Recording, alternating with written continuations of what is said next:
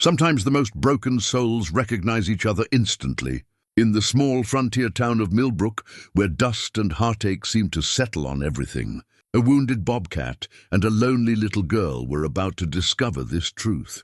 The bobcat had been terrorizing ranches for weeks, killing livestock and frightening families. Everyone agreed the dangerous animal had to be put down. But when 6-year-old Clara stepped into that makeshift corral, braids swaying in the wind, she saw something different. She pointed at the snarling creature and declared, "She's mine!" The town watched in stunned silence as the fierce bobcat somehow grew calm in the presence of this brave child. What followed would change not just Clara's life, but the heart of an entire community.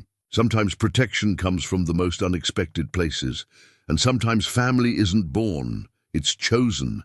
But why did this wild, dangerous animal respond to Clara when it attacked everyone else? Before we jump back in, tell us where you're tuning in from. And if this story touches you, make sure you're subscribed, because tomorrow I've saved something extra special for you. The morning sun cast long shadows across Millbrook's dusty main street, where weathered storefronts stood like tired sentinels against the endless Wyoming sky. Sheriff Thomas Hartwell adjusted the silver badge on his chest, a weight he'd carried for 12 years. Through good times and lean ones, through births and burials, through the kind of decisions that aged a man faster than the frontier wind, his daughter Clara sat on the porch steps of their modest home, her small fingers working methodically through the tangles in her cornsilk hair. At 6 years old, she possessed an unsettling ability to see straight through to the heart of things, a trait that both worried and amazed her father. Her mother Sarah often said Clara had been born with old eyes, eyes that seemed to understand more about the world's pain than any child should. "Papa," Clara said without looking up from her braiding, "why do people get so scared of things they don't understand?" Thomas paused in cleaning his rifle, studying his daughter's serious profile. "What's got you thinking such deep thoughts this early, little one?" "Mrs. Henderson was talking to Mama yesterday about that cat that's been causing trouble. She said it was evil, but how can something be evil if it's just trying to survive?" The question hung in the air like morning mist. Thomas had been sheriff long enough to know that fear could twist people's judgment, make them see monsters where there might only be confusion and pain. But he also knew that fear sometimes kept families safe. Millbrook had seen its share of hardships. The railroad had passed them by 3 years ago, taking with it the promise of prosperity that had drawn so many families west. What remained was a community of stubborn souls who decided that home was worth more than hope of fortune elsewhere. They were ranchers mostly, with a few shopkeepers and craftsmen, all bound together by the understanding that survival depended on neighbors helping neighbors. The Hartwells had arrived in Millbrook when Clara was just 3. Following Thomas's appointment as sheriff after the previous lawman had been killed in a dispute over water rights. Sarah had been reluctant to leave their comfortable life in Colorado, but she'd seen something in Thomas's eyes, a need to prove himself in a place where justice mattered more than politics. Their home sat at the edge of town, close enough to hear the church bell on Sundays, but far enough away to feel the wild country stretching beyond their fence line. Sarah had planted a small garden behind the house, coaxing vegetables from the stubborn soil with the same patience she used to raise their daughter. Clara had inherited her mother's gentle persistence and her father's unwavering sense of right and wrong. The trouble with the bobcat had started 3 weeks ago. Jim Morrison, who ran cattle on the land north of town, had found 2 of his calves dead, torn apart with a precision that spoke of a skilled predator. Within days, other ranchers reported similar losses. Chickens disappeared from coops, and Mrs. Patterson's prized milk cow had been found with deep claw marks across her flank. The attacks seemed random at first, but Thomas had begun to notice a pattern. The bobcat struck during the day, which was unusual behavior for the typically nocturnal creatures. It avoided the larger ranches with dogs and stayed close to the outer edges of settlement lands. Most troubling of all, it seemed to be getting bolder, coming closer to homes where children played in their yards, She's not evil. Papa, Clara said, finally looking up at him with those penetrating blue eyes. She's just lost. Thomas felt a chill that had nothing to do with the morning air. What makes you say that, Clara? I saw her yesterday when I was picking berries by Miller's Creek. She was just sitting on that big rock watching the town. She looked sad. You were supposed to stay close to the house, Thomas said, though his voice carried more concern than anger. Did she see you? Clara nodded. We looked at each other for a long time. She's beautiful, Papa. Her eyes are like yours when you're thinking hard about something important. Before Thomas could respond, the sound of approaching hoofbeats drew their attention to the street. Bill Morrison, Jim's older brother, rode up with the purposeful urgency of a man carrying bad news. His face was grim beneath his weather-beaten hat, and his horse showed signs of hard riding. "Sheriff," Bill called out, dismounting with the stiffness of someone who'd spent more hours in the saddle than he cared to count. "We need to talk. It's about that bobcat." Thomas set down his rifle and walked to meet Bill at the gate. Clara remained on the steps, but he could feel her attention focused on their conversation like sunlight through a magnifying glass. "What's happened?" Thomas asked. "Found her yesterday evening, holed up in that old line shack on the widow Peterson's place. Got her cornered proper this time." Bill spat into the dust. "Figured you should know before we handle the situation ourselves." "Handle it how, exactly?" Bill's expression hardened. "How do you think, Sheriff? That animal's been terrorizing this community for weeks. We've lost livestock, and it's only a matter of time before someone gets hurt. We're putting it down today." Thomas felt Clara's presence behind him before he heard her small footsteps. She'd moved to stand just within earshot, her face pale but determined. "Might be there's another way," Thomas said carefully. "Animal control from Cheyenne could—" "Cheyenne's 3 days away, and that's if the weather holds," Bill interrupted. "We can't wait that long. Every day we delay is another day that thing could attack a child." The words hit their mark, and Thomas felt the weight of his responsibility as both sheriff and father.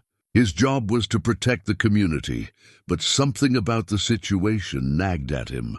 In his experience, predators that broke their natural patterns usually had a reason. "Where exactly did you corner it?" Thomas asked. "Peterson Place, like I said. In that old shack where her husband used to store winter feed. Things got itself backed into a corner, snarling and carrying on something fierce. We've got it contained for now, but it won't stay that way long."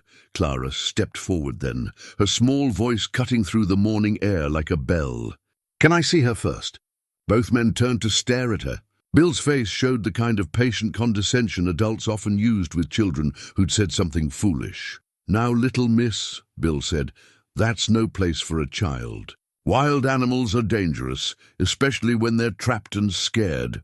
But Thomas was looking at his daughter's face, seeing something there that made him pause. Clara had always been different, blessed with an intuition that sometimes unsettled him. She'd predicted old Mrs. Fletcher's death 3 days before it happened, simply by observing that the woman's dog had started sleeping by her bedroom door. She'd known about Sarah's miscarriage before Sarah had even missed her monthly cycle. Appearing at her mother's side with a cup of tea and eyes full of understanding. "Papa," Clara said quietly, "please, before they hurt her, just let me see." Thomas looked at his daughter, then at Bill Morrison's impatient face, then back at Clara. In her eyes, he saw something he recognized from his own reflection, the unwavering certainty that came with knowing the right thing to do, even when it wasn't the easy thing. "We'll ride out there together," Thomas said finally. "All of us. Before any decisions get made, I want to see this animal for myself." Bill started to protest, but Thomas held up a hand. "I'm still the sheriff in this county, Bill, and if we're talking about putting down a dangerous animal within town limits, it's my call to make." Clara smiled then, the first truly happy expression Thomas had seen on her face in weeks. As she ran inside to get her coat, Sarah appeared in the doorway, having overheard enough of the conversation to understand what was happening. "Thomas," she said quietly, "are you sure about this?" He looked at his wife, seeing the same mixture of trust and worry that had carried them through 12 years of marriage and countless difficult decisions. No, he admitted. But Clara is, and sometimes that has to be enough. As they prepared to ride out to the Peterson place, Thomas couldn't shake the feeling that this day would change more than just the fate of one trapped bobcat. In Clara's determined stride and Bill's nervous energy, in Sarah's worried blessing and his own uncertain resolve, he sensed the approaching edge of something larger than any of them understood. The morning sun climbed higher, burning off the last of the mist and revealing the vast expanse of prairie that stretched beyond Millbrook's borders. Somewhere out there, in a weathered shack that smelled of old hay and forgotten dreams, a frightened animal waited for judgment. Thomas adjusted his badge one more time, feeling its familiar weight against his chest, and wondered if being sheriff had prepared him for whatever they were about to discover. The ride to the Peterson place took them through country that told the story of every family who tried to make a life in this unforgiving land. Abandoned homesteads dotted the landscape like broken teeth, their collapsed roofs and sagging fences, testament to dreams that had withered under too many hard winters and dry summers. Clara rode behind her father on his steady mare, her small arms wrapped around his waist as she studied the terrain with the intensity of a scholar reading an important book. She'd been quiet since they left town, but Thomas could feel the alertness in her posture, the way she turned her head at every sound from the surrounding scrubland. Bill Morrison led the way, accompanied by his brother Jim and two other ranchers, Pete Hawkins and Dutch Vanderberg, men whose weathered faces spoke of decades spent fighting the elements for their livelihood. They'd brought rope and rifles, the tools of men who'd made up their minds about how this day would end. The Peterson place had been empty for 2 years now, ever since the widow had finally given up and moved back east to live with her sister. Her late husband's dreams of raising cattle had died with him in a blizzard 5 winters ago, leaving behind only a small cabin, a few outbuildings, and the kind of stubborn hope that eventually breaks under the weight of reality.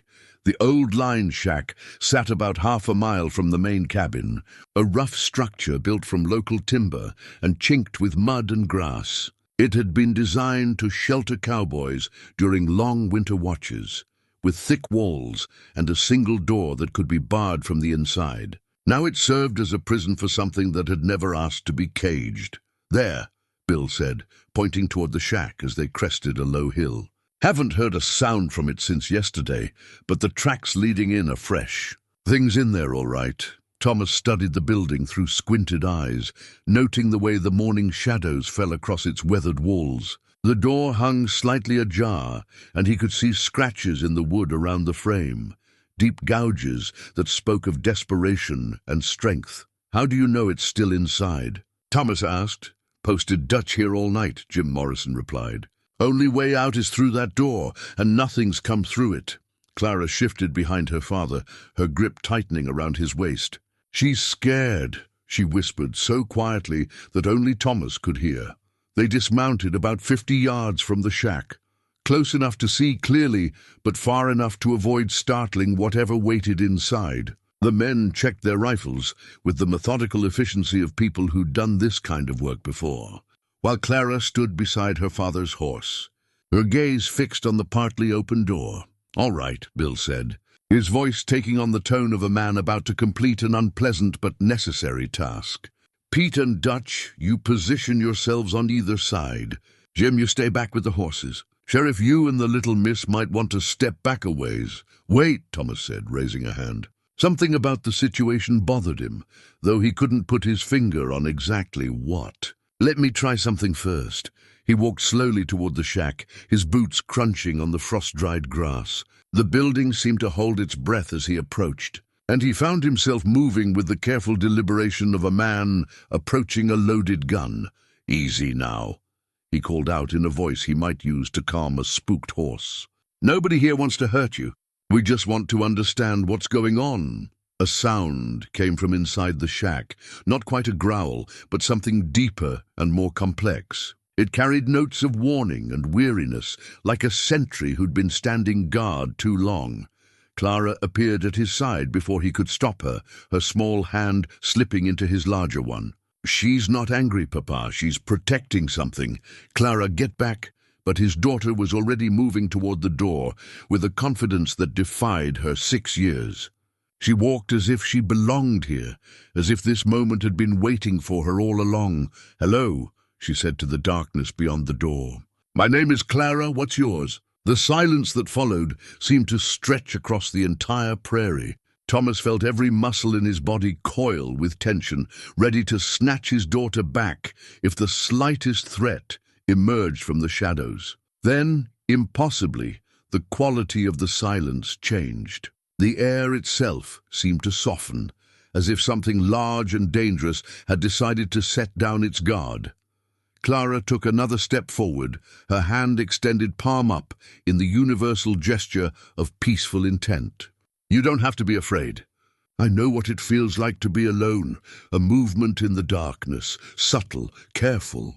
Thomas saw a glint of yellow eyes reflecting the morning light, and his hand instinctively moved toward his sidearm. But Clara's voice stopped him. "She's beautiful," Clara whispered, and there was wonder in her tone, the kind of awe that children reserve for their first sight of snow or stars. The bobcat emerged from the shack like a shadow-given form. She was larger than Thomas had expected, perhaps 40 pounds of muscle and sinew, with the distinctive tufted ears and spotted coat of her species. But it was her eyes that held his attention, intelligent, watchful, and filled with a kind of weary dignity that he'd seen in the faces of soldiers who'd fought too many battles. The animal's gaze moved from Thomas to the other men, assessing threats with the practiced efficiency of a predator. But when those yellow eyes settled on Clara, something remarkable happened. The defensive tension in the bobcat's posture melted away, replaced by what could only be described as curiosity. "She's been hurt," Clara said, her voice steady despite the magnitude of the moment. "Look at her front paw." Thomas saw it then, a slight favoring of the left front leg, the kind of injury that might drive a typically solitary hunter to take easier prey near human settlements. The bobcat allowed Clara to approach within arm's reach, her head tilted slightly, as if trying to understand this small human who showed no fear. "Jesus Christ!" Dutch Vanderberg breathed from his position near the shack's corner. "Will you look at that?" Clara extended her hand toward the bobcat, moving with the slow deliberation of someone who understood that trust was earned in moments like these. The animal sniffed her fingers, then took a step closer, her large paws making no sound on the packed earth. "She's not wild," Clara announced, turning to face the assembled adults with the kind of certainty that adults usually reserved for subjects they'd studied for years. "She used to belong to someone. She remembers what it was like to be cared for." Bill Morrison lowered his rifle slightly, though his finger remained near the trigger. "That's impossible. Bobcats can't be domesticated. They're wild animals." But as they watched, the bobcat moved to Clara's side, positioning herself so that the child's small hand could rest on her head. The purring sound that emerged from the animal's chest was unlike anything Thomas had ever heard from a wild creature. Deep, contented and utterly peaceful. "She chose me," Clara said simply, as if this explained everything that needed explaining. "Just like Papa chose Mama, and they chose to build a family together. She's been waiting for someone to choose her back." The morning sun had climbed higher now, casting the scene in sharp relief. Thomas found himself looking at his daughter, really looking at her, and seeing not the child he'd been protecting, but the young woman she was becoming. There was something in Clara's posture, in the way she held herself next to the bobcat, that spoke of a deep and unshakable knowing. "Sheriff," Bill said, his voice carrying a warning edge, "this doesn't change anything. That animal is still dangerous." "Still killed livestock, did she?" Clara asked, her question cutting through the tension like a blade. Or was she just trying to survive after someone left her all alone? The bobcat, Thomas found himself thinking of her as Clara's bobcat now, remained perfectly still, except for the gentle movement of her breathing. Her yellow eyes moved between the faces of the men, reading intentions with the skill of a creature whose survival had always depended on understanding human moods. "We can't just let it go," Jim Morrison said. What happens the next time it gets hungry? What happens when it decides that livestock isn't enough? She, Clara corrected firmly. Her name is Sage, and she won't hurt anyone if she doesn't have to. Thomas felt the weight of decision settling on his shoulders like a heavy coat. As sheriff, his responsibility was to protect the community. As a father, his job was to keep his daughter safe. But as a man who'd learned to trust his instincts over the course of 12 years, enforcing the law in hard country, he found himself believing that Clara might be seeing something the rest of them had missed. We build a pen, he said finally, strong enough to contain her, comfortable enough to keep her healthy. We see if Clara's right about her nature. The ranchers exchanged glances that spoke of skepticism and concern. Dutch van der Berg was the first to voice their collective doubt. Sheriff, with all due respect, you're talking about keeping a wild predator in town. What if it escapes? What if it attacks someone? Thomas looked down at Clara, who was now sitting in the dirt beside the bobcat, her small fingers working gently through the animal's thick fur. Sage, he found himself accepting the name Clara had given her, leaned into the child's touch with the contentment of a house cat. Then I'll be the one responsible, Thomas said. But I think my daughter might be onto something here. This animal isn't acting like a typical predator. And Clara, he paused, searching for the right words. Clara sees things the rest of us miss. Bill Morrison spat into the dirt, his frustration evident. You're making a mistake, Sheriff. Mark my words, this is going to end badly.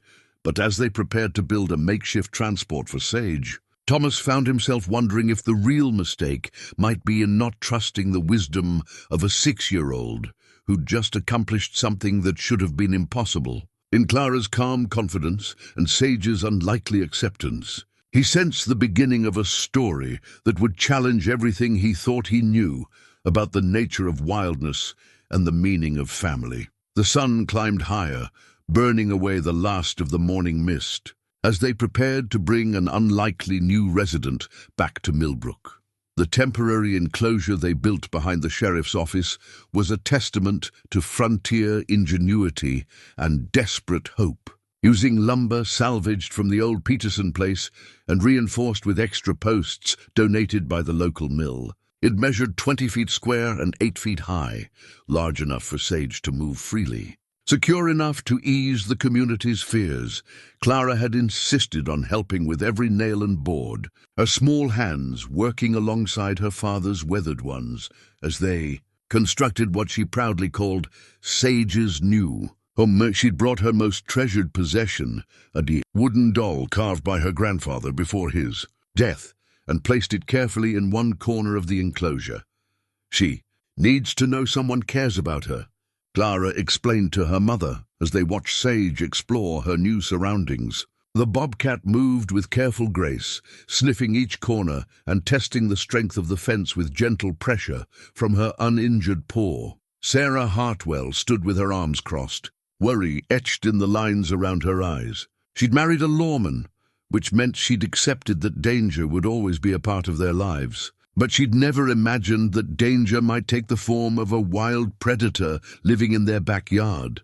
Clara, honey, Sarah said gently, you understand that this arrangement is temporary, don't you? Until we can figure out what to do long term. Clara didn't answer immediately. She was watching Sage investigate the wooden doll, the bobcat's whiskers twitching as she took in the familiar scent of human hands and childhood dreams. She's not going anywhere. Mama, Clara said with the quiet certainty that had characterized her entire short life. This is where she belongs now. Thomas emerged from his office carrying a plate of raw meat he'd gotten from the butcher shop. The town's reaction to Sage's presence had been predictably mixed. Some folks came by throughout the day, drawn by curiosity to see the animal that had terrorized their livestock for weeks. Others crossed to the far side of the street when they walked past, their faces showing the kind of distrust that came from too many encounters with things that didn't fit into neat categories. How's she settling in? Thomas asked, offering the meat to Clara. She's thinking, Clara replied, taking the plate and approaching the fence. She's trying to decide if it's safe to hope again. The words stopped Thomas cold. At 6 years old, his daughter possessed an emotional vocabulary that sometimes unsettled him. She spoke about complex feelings with the matter-of-fact tone most children reserved for describing the weather. Sage approached the fence when she saw Clara, her movements fluid despite the slight limp in her front leg. She accepted the meat with dignified gratitude, eating with the careful manners of an animal that had learned not to take food for granted. "Look at how she eats," Clara pointed out. "She's not gulping it down like a wild animal would. She's taking her time, tasting it. She remembers what it was like to be fed with love." Dr. Marcus Webb, the town's physician and the closest thing they had to a veterinarian, arrived as Sage was finishing her meal. He was a man in his 60s who'd seen enough of life to be skeptical of miracles, but wise enough not to dismiss them entirely. "Sheriff," he said, nodding to Thomas before turning his attention to the bobcat. "I've come to examine our new resident, if that's acceptable." Clara looked up at her father with pleading eyes. "Can Dr. Webb help her paw? It's been hurting her for a long time."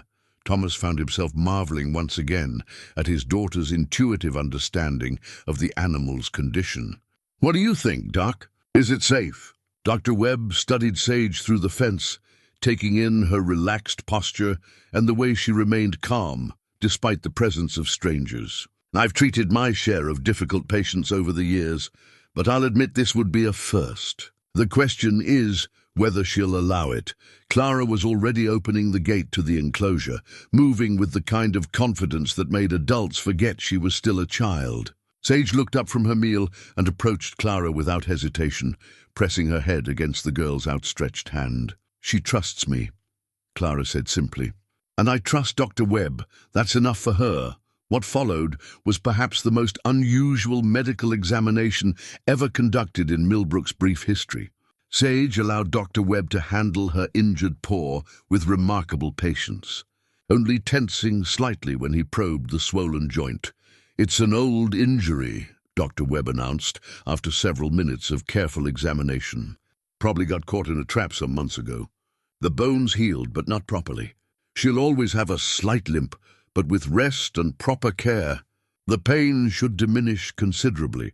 She'll need medicine," Clara said, as if this were simply another fact to be filed away with all the other practical considerations of pet ownership. Dr. Webb smiled, the first genuinely pleased expression Thomas had seen on the man's face in months. "Indeed she will, young lady, and someone who understands how to care for her properly." As the afternoon wore on, a small crowd gathered outside the enclosure. Mrs. Patterson brought her 2 youngest children, who pressed their faces against the fence and marveled at Sage's golden eyes. Old Pete Hawkins, who'd been one of the most vocal advocates for putting the bobcat down, stood quietly at the back of the group, his weathered face thoughtful as he watched Clara interact with the animal. "Never seen anything like it," Mrs. Patterson murmured to Sarah. "That child of yours has a gift."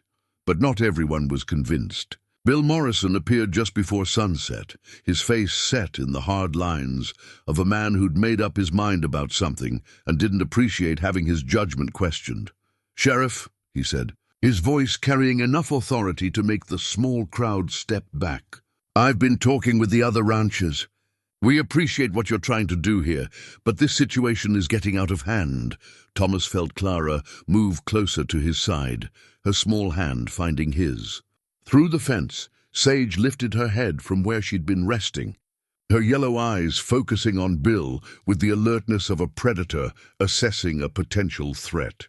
"What exactly are you concerned about, Bill?" Thomas asked, though he suspected he already knew the answer. "Look around you," Bill gestured to the gathered townspeople. "You've got children playing next to a wild animal.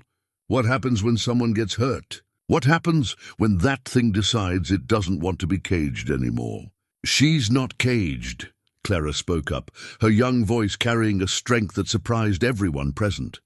"She's protected. There's a difference."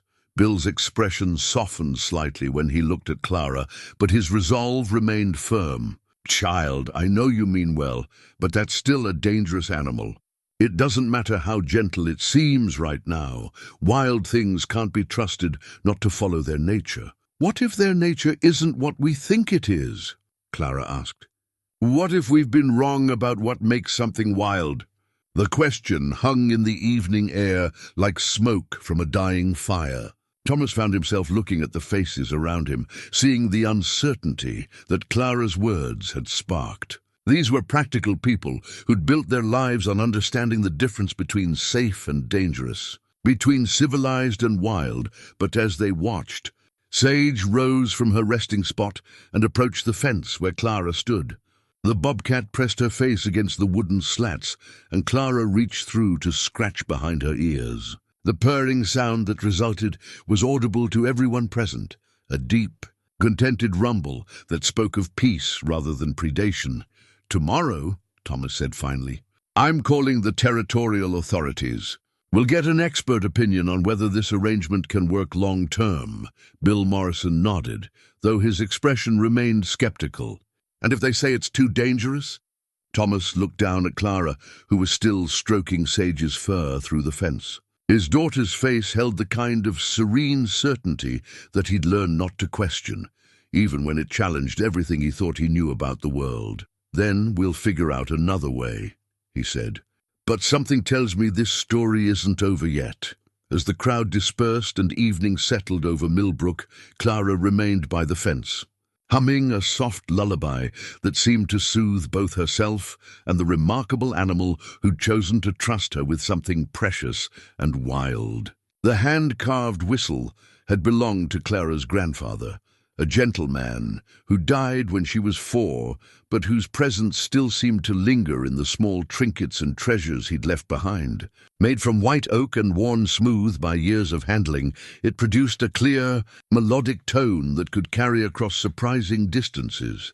Clara discovered its special properties quite by accident on her 3rd morning caring for Sage. She'd been sitting by the enclosure, practicing the songs her grandfather had taught her, when she brought the whistle to her lips and played a simple melody. Sage's reaction was immediate and remarkable.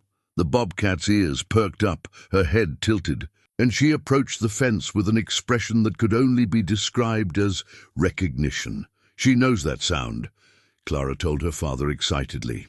"Whoever took care of her before used music to communicate with her." Thomas watched as his daughter experimented with different notes and patterns, observing Sage's responses with the intensity of a scientist conducting important research. When Clara played a rising sequence of notes, Sage would stand and move toward her.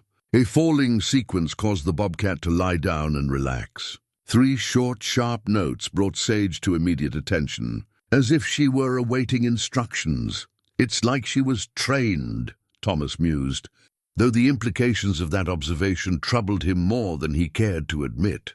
The morning brought an unexpected visitor in the form of Moses Clearwater, an elderly man who worked odd jobs around the various ranches and was known throughout the territory for his uncanny ability to handle difficult animals. He was part Shoshone, part Irish, and entirely practical, the kind of man who could gentle a wild horse or talk a rattlesnake out of striking. "Depending on what the situation required, heard you got yourself an unusual problem." "Sheriff," Moses said, his weathered face creased with what might have been amusement. He was approaching 70, but moved with the fluid grace of someone who'd spent his entire life reading the moods of creatures that could kill him if he made a wrong move. "More like an unusual opportunity," Thomas replied.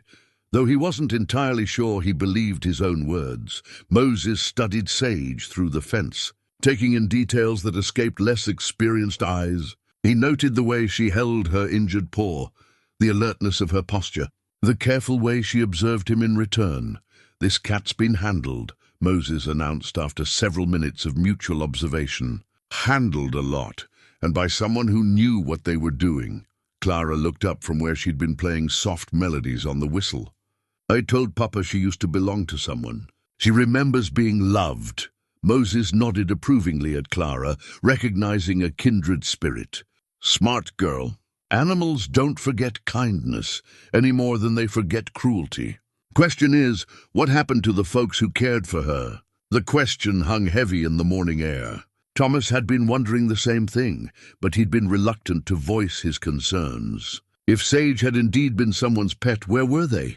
Why would they abandon an animal they'd clearly invested time and care in training? Could be they died, Moses said gently, as if reading Thomas's thoughts. Frontier life's hard on everyone, and sometimes good people don't make it through the winter.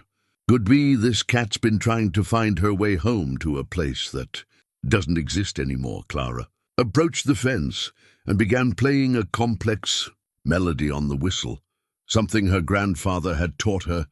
Though she'd never fully understood its meaning, Sage's response was immediate and heartbreaking. The bobcat began to pace back and forth along the fence line, her movements agitated and her voice producing soft, mournful sounds that were almost like crying. "Oh, honey," Sarah said, emerging from the house where she'd been listening to the conversation. "I think you might be making her sad." But Moses held up a weathered hand, his expression intent. "No, wait, play it again, child." "The same melody." Clara repeated the tune, and again Sage responded with obvious distress. But this time, Moses was paying attention to the pattern of the bobcat's movements, the rhythm of her pacing, the specific tones of her vocalizations. "Well, I'll be damned," Moses breathed. "She's not just responding to that tune, she's trying to complete it. It's a call and response pattern, like partners in a dance." Understanding dawned on Clara's face, like sunrise after a long night. She put the whistle to her lips and played the first half of the melody, then waited. Sage approached the fence and produced a series of sounds that, while not musical in the human sense, followed the same rhythm and tonal progression as the second half of the song. "They used to make music together," Clara whispered, her eyes bright with tears. The revelation changed everything about how the town viewed Sage. Word spread quickly through Millbrook's small population, and by afternoon, a steady stream of visitors had come to witness the remarkable communication between Clara and the bobcat. Even Bill Morrison appeared, though he maintained a skeptical distance and kept his rifle prominently displayed across his saddle. "Don't prove nothing," he muttered to his brother. Jim could still be dangerous when it gets spooked or hungry, but his words lacked the conviction they'd carried the day before. It was hard to maintain that something was purely wild and dangerous when you could watch it engage in what appeared to be a sophisticated form of musical conversation with a 6-year-old girl. Moses spent the better part of the afternoon working with Clara and Sage, helping them refine their communication system. He taught Clara new whistle patterns, some for calling Sage to attention, others for indicating that food or water was coming, still others that seemed to have a calming effect when the bobcat showed signs of anxiety. "Your granddad knew his way around animal communication," Moses told Clara as they practiced. "These patterns he taught you, they're based on the natural sounds animals make to each other. Whoever had this cat before understood the same principles." As the day wore on, Sage began to show more of her trained behaviors. When Clara played a specific sequence of notes, the bobcat would sit and remain perfectly still. Another pattern caused her to approach the fence and present her injured paw for examination, as if she'd been taught to cooperate with medical care. "She's been someone's working partner," Moses concluded as the sun began to set. "Not just a pet, a real partner. Probably belonged to a trapper or a frontier guide, someone who needed an animal that could scout ahead and signal back about dangers or game." Thomas felt a chill that had nothing to do with the evening air. If that's true, then she's been living wild for months, maybe longer, trying to survive on her own after losing everything she knew. Clara had gone quiet, her small hand resting on the fence where Sage pressed her face against the wooden slats. The understanding that passed between them seemed to transcend species, two beings who'd experienced loss and found solace in unexpected connection. "Papa," Clara said softly, "can we build her a bigger space? She needs room to run and play, not just survive."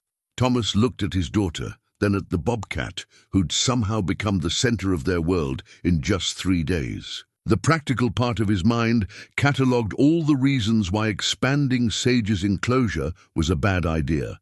The cost, the labor, the questions it would raise about the permanence of their arrangement. But the father in him saw something else entirely. He saw his daughter displaying the kind of compassion and responsibility that he'd hoped to nurture in her. He saw a community grappling with questions that had no easy answers, being forced to examine their assumptions about wildness and domestication, about fear and acceptance. "We'll talk to your mother," he said finally. "But Clara, you have to understand, there are people in this town who still think Sage is too dangerous to keep. If we're going to make this work, we need to prove that she can be trusted completely." Clara nodded solemnly, the weight of responsibility settling on her young shoulders like a cloak. "She won't let us down, Papa. She's been waiting her whole life for a chance to be part of a family again." As they prepared to go inside for dinner, Moses pulled Thomas aside for a private conversation.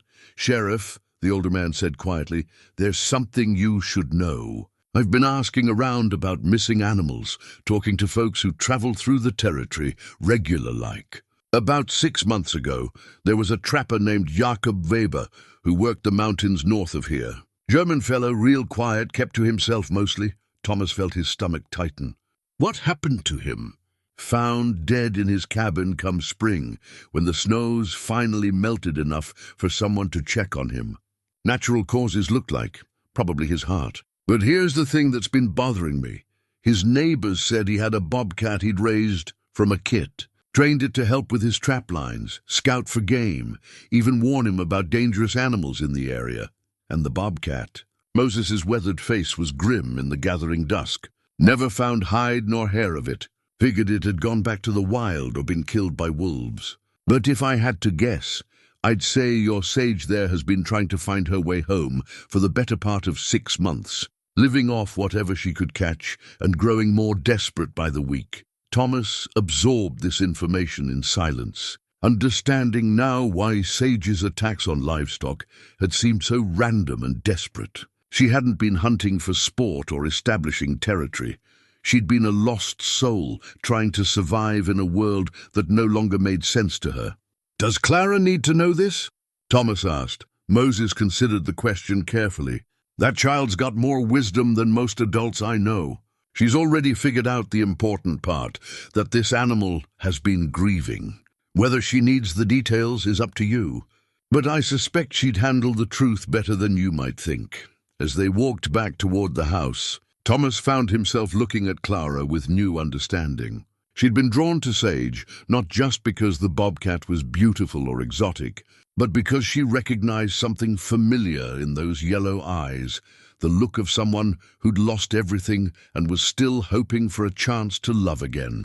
That night, as Clara played lullabies on her grandfather's whistle and Sage settled into sleep in her enclosure, Thomas stood at his bedroom window and reflected on the strange turns life could take. 3 days ago, he'd been a sheriff dealing with a livestock predation problem. Tonight, he was the guardian of an impossible friendship that was teaching his entire community new lessons about the nature of wildness and the meaning of home. Outside, the prairie wind carried the sound of Clara's music across the sleeping town, and somewhere in that melody, Thomas heard the promise of changes yet to come, the faded photograph turned up in the most unexpected place, tucked between the pages of an old Bible that Moses Clearwater had purchased from the estate sale of Jakob Weber's belongings.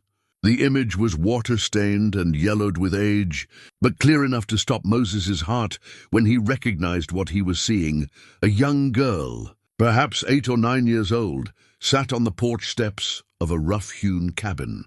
Beside her, relaxed and alert, lay a small bobcat with distinctive markings around her eyes and ears. The girl's hand rested on the cat's head with the casual affection of long familiarity, and both subjects looked directly at the camera with expressions of contentment and trust. Moses brought the photograph to Thomas early the next morning, his weathered hands trembling slightly as he placed it on the sheriff's desk. "Found this among Weber's things," he said quietly.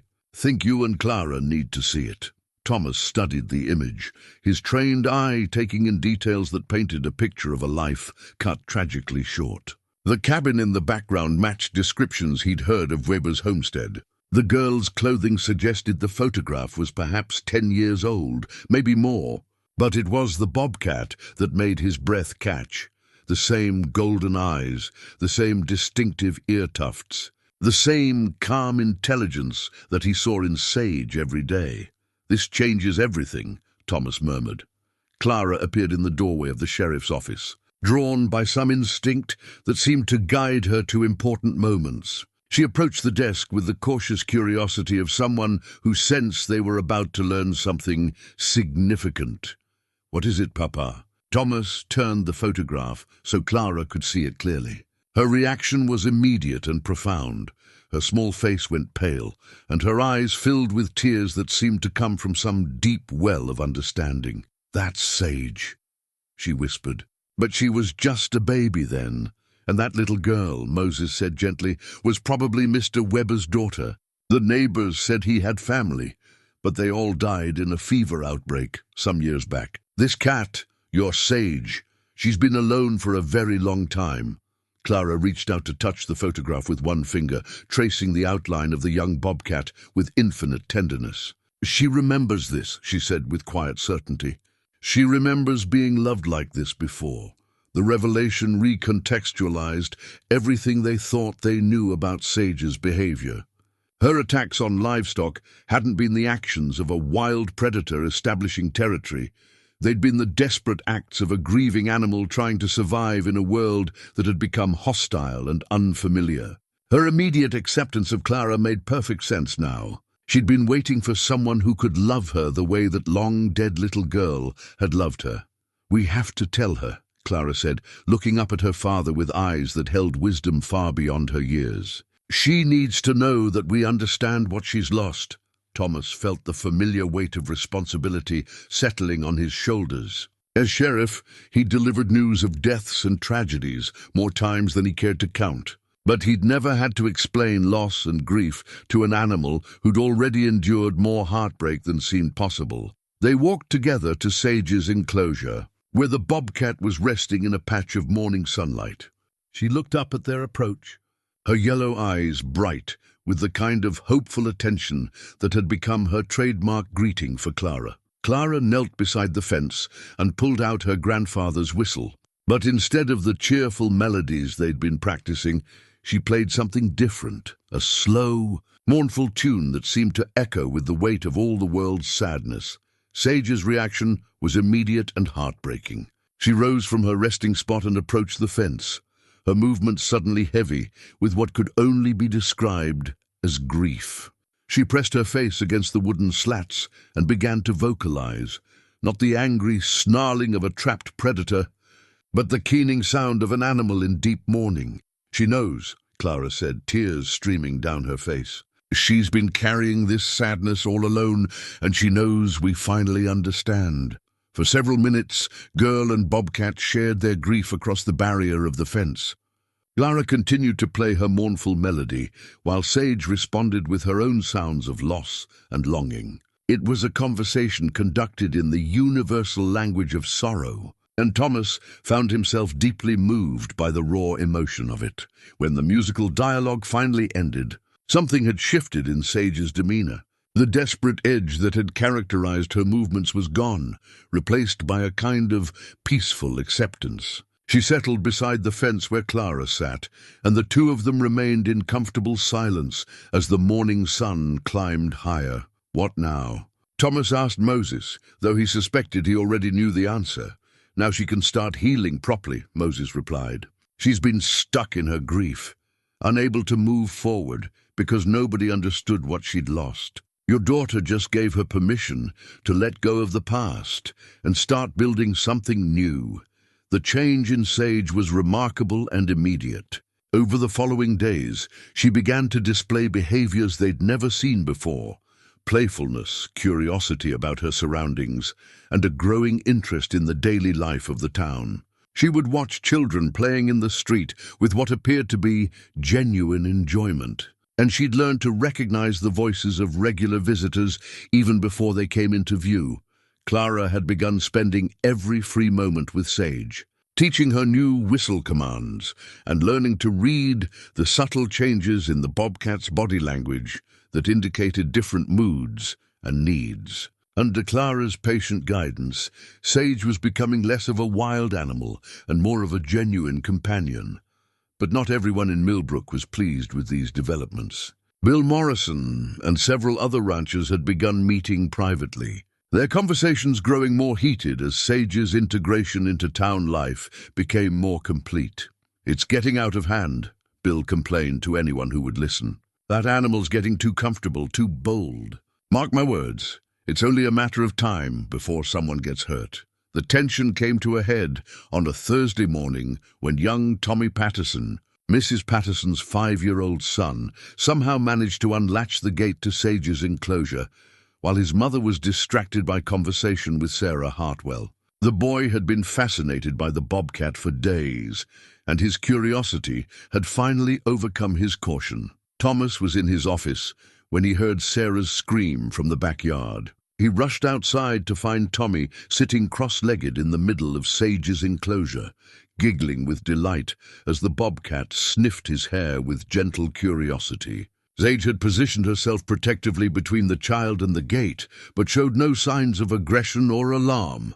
"Tommy Patterson!" His mother shrieked, her face white with terror. "Get away from that animal right now." But Tommy seemed completely unconcerned by the adult panic surrounding him. He'd brought a handful of dandelions as an offering, which Sage was investigating with polite interest. The bobcat allowed the boy to pet her fur with the same patient tolerance she showed Clara, though she kept one ear turned toward the gathering crowd of concerned adults. "Easy, everyone," Thomas called out, recognizing that sudden movements or loud noises could startle Sage into defensive behavior. "Let me handle this." Clara appeared at his side, having heard the commotion from inside the house. She assessed the situation with the calm competence of someone who understood both child and animal psychology. "She's protecting him," Clara announced to the worried adults. "Look how she's positioned herself.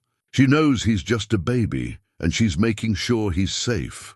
Indeed, Sage had arranged herself so that Tommy was shielded from the crowd while still being gently supervised. When the boy started to wander toward the fence, the bobcat moved to block his path, not aggressively, but with the firm guidance of a guardian, ensuring a charge's safety.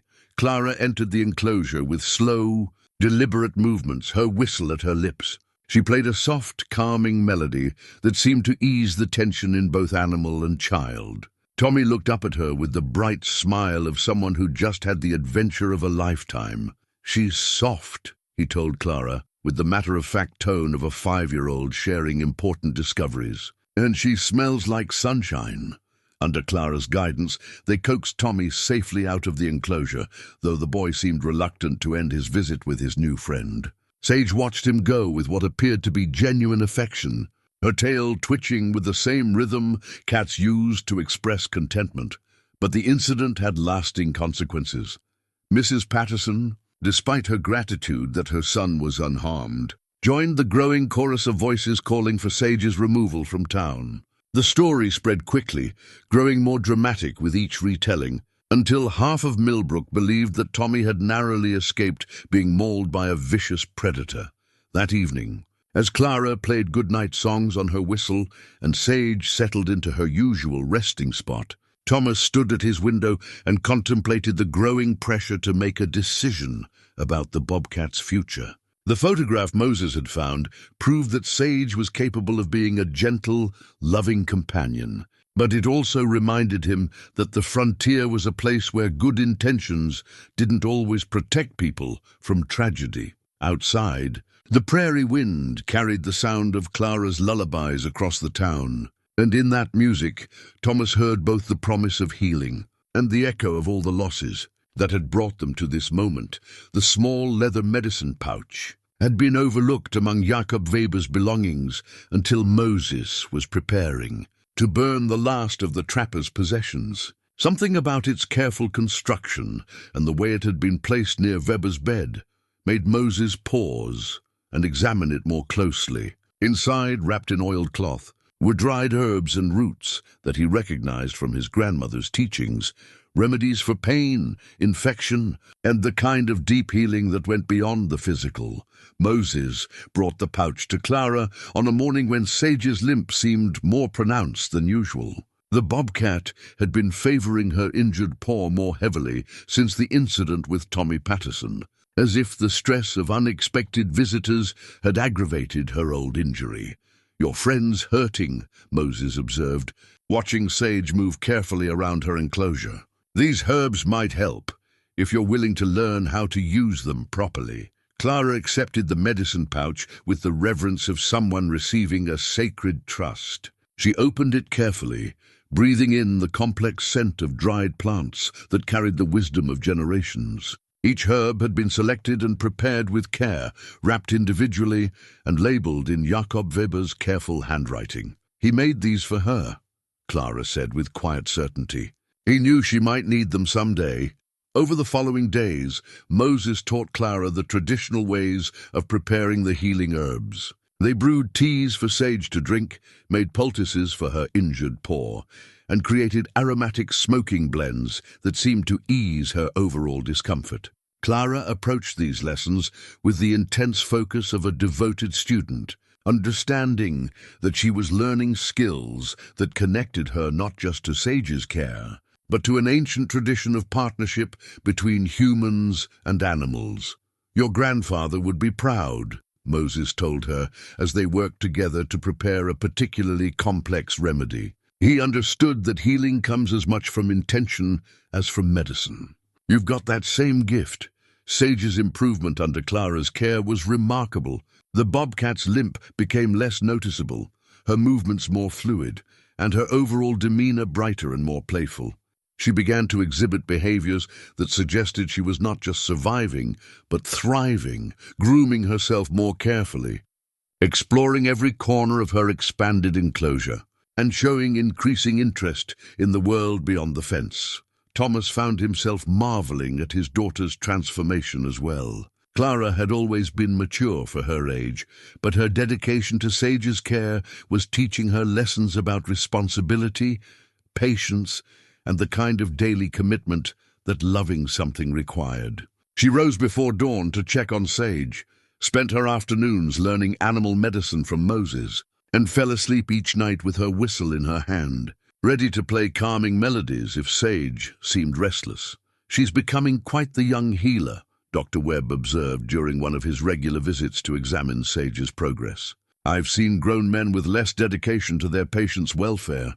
But Clara's growing expertise with animal care was drawing attention from unexpected quarters. Word had spread throughout the territory about the girl who could communicate with a bobcat and heal her with traditional remedies. Travelers began stopping in Millbrook specifically to see this remarkable partnership, and some brought their own animals seeking Clara's help with conditions that conventional medicine couldn't address. Mrs. Fletcher arrived on a Tuesday morning with her ancient hound dog, whose arthritis had become so severe that the animal could barely stand. Clara examined the dog with the careful attention Moses had taught her, her small hands gentle as she felt for points of pain and stiffness. "He's been your companion for many years," Clara told Mrs. Fletcher. "He's earned the right to comfort in his old age." Using herbs from Jakob Weber's medicine pouch and techniques learned from Moses, Clara prepared a treatment that seemed to ease the old dog's suffering considerably. Within days, the hound was walking more freely and had regained some of his youthful enthusiasm for exploring the neighborhood. Word of this success brought other visitors. A rancher from 2 counties over arrived with a prize horse that had developed a mysterious lameness. A traveling merchant sought Clara's help with a mule that had become so stubborn it refused to work. In each case, Clara approached the problem with a combination of intuitive understanding and practical knowledge that produced remarkable results. "She's got the gift," Moses told Thomas as they watched Clara work with a nervous mare that had been traumatized by a lightning strike.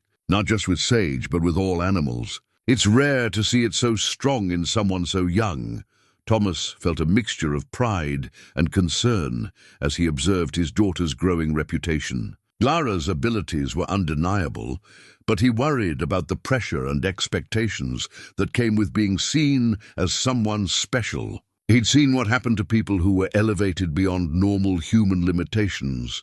The burden of constantly meeting others' hopes could be crushing, but Clara seemed unaware of her growing fame. To her, healing animals was simply the natural extension of caring for Sage.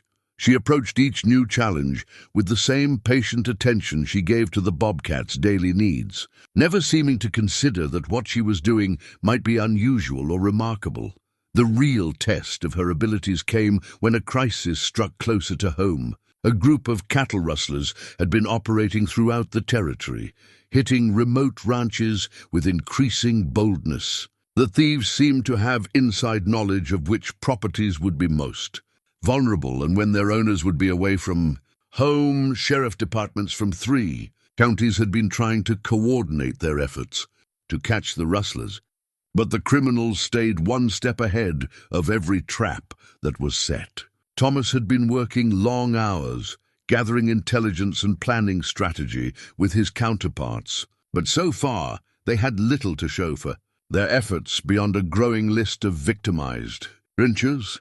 The rustlers' pattern suggested they had local contacts, people who could provide information about cattle movements, ranch schedules, and the best routes for moving stolen livestock quickly out of the territory. Thomas hated to suspect his own neighbors, but the evidence pointed to someone with intimate knowledge of the local ranching community.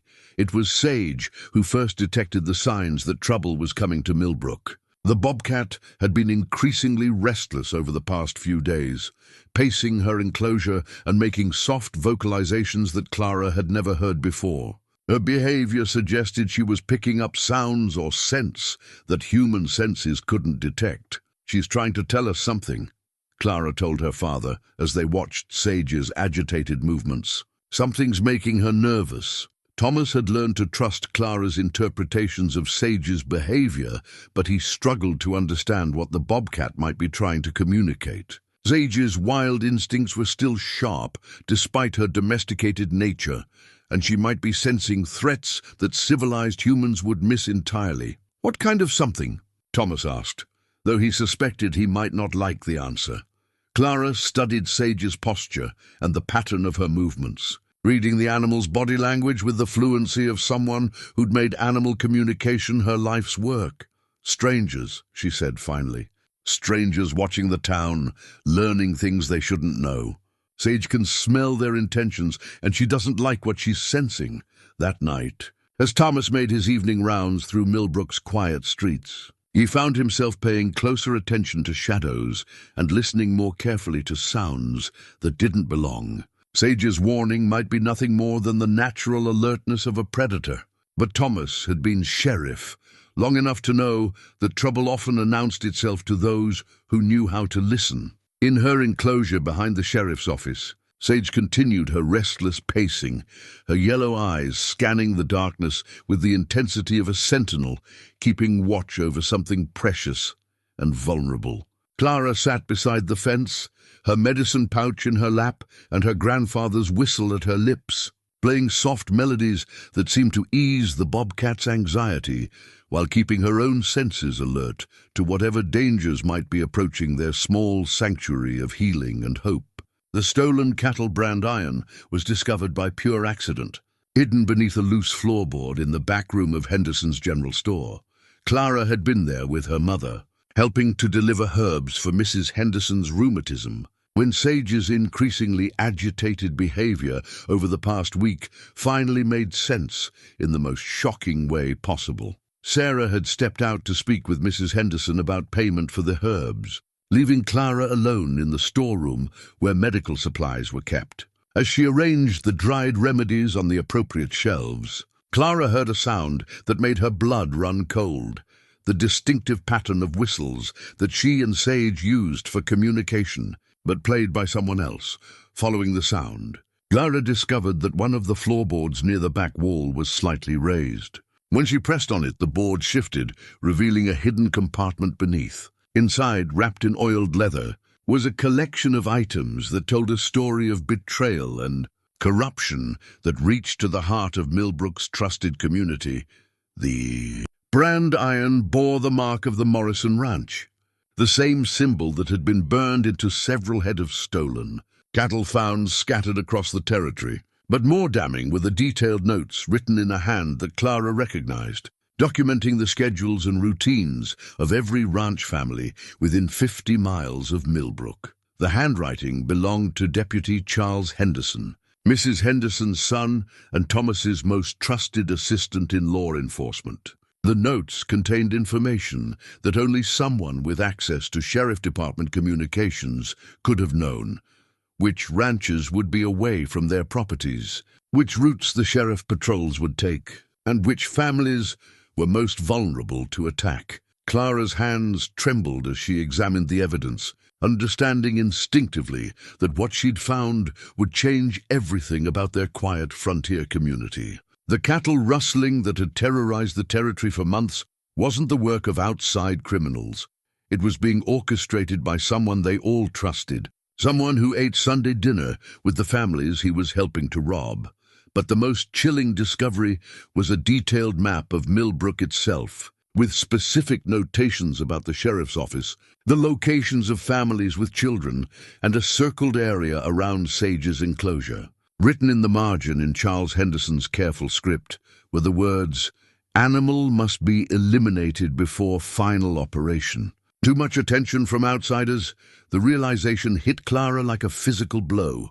The rustlers weren't just planning to steal more cattle. They were planning something larger, something that required removing any potential witnesses or complications. And Sage, whose acute senses had been detecting their surveillance for weeks, was seen as a threat that needed to be eliminated. Clara carefully returned everything to the hidden compartment, except for the map and the most damaging notes. She understood that her father would need proof of what she'd discovered, but she also knew that Charles Henderson would notice if too much evidence went missing at once. She found her mother still talking with Mrs. Henderson in the front of the store. Their conversation focused on the older woman's concerns about her son's recent moodiness and secretive behavior. "He's been staying out late most nights," Mrs. Henderson was saying, worry evident in her voice. "Claims he's doing extra patrols for the sheriff, but he comes home smelling like he's been riding hard and won't say where he's been." Sarah made sympathetic noises, unaware that her daughter was listening from the doorway with growing horror. Mrs. Henderson loved her son deeply and had no idea that his recent absences were connected to criminal activity that was terrorizing their neighbors. "Mama," Clara interrupted quietly, "we need to go home now. Papa needs to see something important." Something in Clara's tone made Sarah look at her daughter more carefully. She saw the pale complexion and the way Clara clutched a folded paper against her chest, and maternal instinct told her that whatever Clara had discovered was serious. They made their excuses to Mrs. Henderson and left the store quickly, Clara maintaining careful composure until they were out of sight. Only then did she allow her mother to see the papers she'd taken, and Sarah's reaction was immediate and profound. "Dear God," Sarah breathed, scanning the detailed notes about their neighbors' vulnerabilities. "Charles wrote all this? And there's more hidden in the store," Clara said. "Mama, they're planning something terrible, and they know about Sage.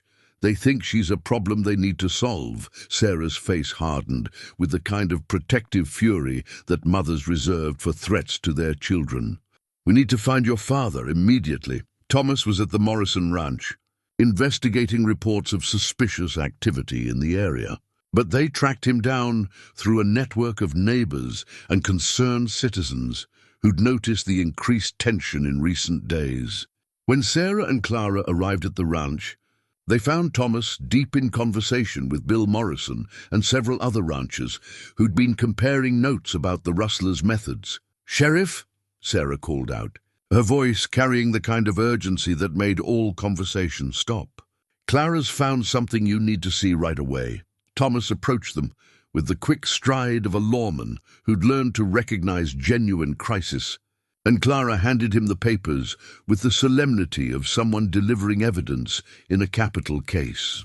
The silence that followed as Thomas examined the documents was profound and terrible. Clara watched her father's face change as he absorbed the implications of what she'd discovered, the betrayal of trust, the violation of his professional judgment, and the realization that someone he'd relied on had been working against him for months. "Where did you find these?" Thomas asked quietly, though his voice carried undertones of barely controlled rage. Clara explained about the hidden compartment in Henderson's store, and Thomas's expression grew grimmer with each detail. The other ranchers gathered around, trying to understand what had caused such a dramatic shift in the sheriff's demeanor. "What is it, Thomas?" Bill Morrison asked. "What's she found?" Thomas looked up at the faces of men he'd known for years, people who'd trusted him to protect their families and their livelihoods. Charles Henderson has been feeding information to the cattle rustlers. He's been the inside source they've been using to stay ahead of our investigations. The reaction was immediate and explosive. Voices rose in anger and disbelief as the ranchers struggled to process the idea that Deputy Henderson, a young man they'd all watched grow up, had betrayed their entire community. But Clara wasn't finished delivering bad news. "Papa," she said, her voice cutting through the chaos of adult outrage, "there's more. They're planning something bigger than just stealing cattle. And they want to hurt Sage because she's been detecting their surveillance." Thomas felt ice form in his chest as he understood the full scope of the threat facing his family and community. The rustlers weren't just thieves. They were planning some kind of major operation that would require eliminating potential witnesses and complications. "What kind of operation?" he asked Clara, though he dreaded the answer. Clara's young face was grave with the weight of adult knowledge. "The map showed every family's house, Papa. Every place where children live, every route you take on patrol. They're not just planning to steal, they're planning to take over the whole town." The implications hit Thomas like a physical blow. A criminal organization with inside knowledge of law enforcement procedures and detailed intelligence about every family in Millbrook could effectively hold the entire community hostage. And Sage, whose wild instincts had been trying to warn them for weeks, was seen as enough of a threat that she'd been marked for elimination. As the ranchers began to discuss immediate defensive measures and the necessity of confronting Charles Henderson, Clara returned to the deeper concern that had been troubling her since her discovery. "Papa," she said quietly, "Sage knew. She's been trying to tell us for days that something was wrong. If we'd listened to her sooner." "We're listening now," Thomas interrupted, placing a reassuring hand on his daughter's shoulder. "And thanks to you and Sage, we know what we're facing before it's too late to stop it." But even as he spoke the words, Thomas wondered if they really did have time to prevent whatever the rustlers were planning. Charles Henderson had access to all of their communications and defensive preparations. The criminals would know the moment Thomas tried to organize a response to their threat. As they prepared to return to Millbrook and confront the betrayal that had been festering in their midst, Clara looked back at the Morrison ranch and thought about all the families who were depending on her father to keep them safe. In her mind, she could hear Sage's warning vocalizations, and she understood with crystal clarity that the Bobcat, who'd lost one family to tragedy, was now determined to protect the new family that had given her a reason to hope again. The stolen brand iron hidden in Henderson's general store wasn't just evidence of criminal conspiracy. It was proof that sometimes the greatest threats came from those closest to home, and that the wisdom of wild things was often more reliable than the judgment of civilized people. Thomas's backup gun was a small but reliable Colt revolver that he'd carried for 12 years without ever needing to draw it in anger. He'd hoped Clara would never need to know it existed, but the discovery of Charles Henderson's betrayal had changed everything about their family's security. As he carefully showed his daughter how to hold the weapon properly, Thomas felt the weight of a world where 6-year-old children needed to understand the mechanics of survival. "I pray to God you'll never need to use this," Thomas said quietly. "But if someone threatens you or Sage, you point it at their chest and you pull the trigger. Don't hesitate, don't warn them, don't try to wound them. Do you understand?" Clara nodded solemnly, her small hands steady as she familiarized herself with the gun's weight and balance. She'd grown up around firearms. They were tools as common as hammers in frontier life. But this was the first time her father had spoken to her about using one against another human being. "How many of them are there, Papa?" Thomas consulted the notes Clara had found in Henderson's store, cross-referencing them with intelligence reports he'd received from other counties. "At least 8 men in the main group, maybe more. Charles has been feeding them information for months, so they know our routines, our weaknesses, our strengths." The plan that emerged from their desperate strategizing was necessarily complex. They couldn't trust normal communication channels because Charles would intercept any messages sent through official law enforcement networks. They couldn't rely on telegraphed requests for assistance because the rustlers would see those preparations coming long before help could arrive. Instead, they would have to depend on the informal networks that bound frontier communities together. Neighbors talking to neighbors, ranchers sharing information across property lines, families looking out for each other with the kind of vigilance that had always been necessary for survival in hard country. Moses Clearwater had taken charge of organizing the older men and those with military experience. His knowledge of guerrilla tactics, learned during his younger days, fighting alongside tribal warriors, would be crucial for coordinating resistance against a larger, better armed force. The key, Moses explained to the group of ranchers and townspeople who'd gathered at the Morrison place, is to make them fight on our terms, not theirs. They're expecting to surprise us, to catch us unprepared and scattered. Instead, we'll be ready for them with coordinated positions and overlapping fields of fire. Clara listened to these tactical discussions with the intense attention of someone whose life might depend on understanding them perfectly. She'd positioned herself near the window where she could keep Sage's enclosure in sight, monitoring the bobcat's behavior for any signs that the surveillance they'd been detecting was intensifying. "She's getting more agitated," Clara reported during a break in the planning session. Whatever they're planning, it's happening soon. Sage's behavior had indeed become increasingly erratic over the past 2 days. The bobcat paced constantly, her attention focused on sounds and scents that human senses couldn't detect. She'd stopped eating regularly and had begun making the kind of vocalizations that wild animals use to warn their young of approaching danger. Dr. Webb had examined Sage the previous evening and found nothing physically wrong, confirming Clara's assessment that the bobcat was responding to environmental threats rather than illness or injury. "Animals often sense trouble before we do," Dr. Webb had told Clara. "Their hearing is more acute, their sense of smell more developed. If Sage is this disturbed, we should take her warning seriously." Thomas had already moved his family to a more defensible position in the Morrison ranch house, which sat on elevated ground with clear sightlines in all directions.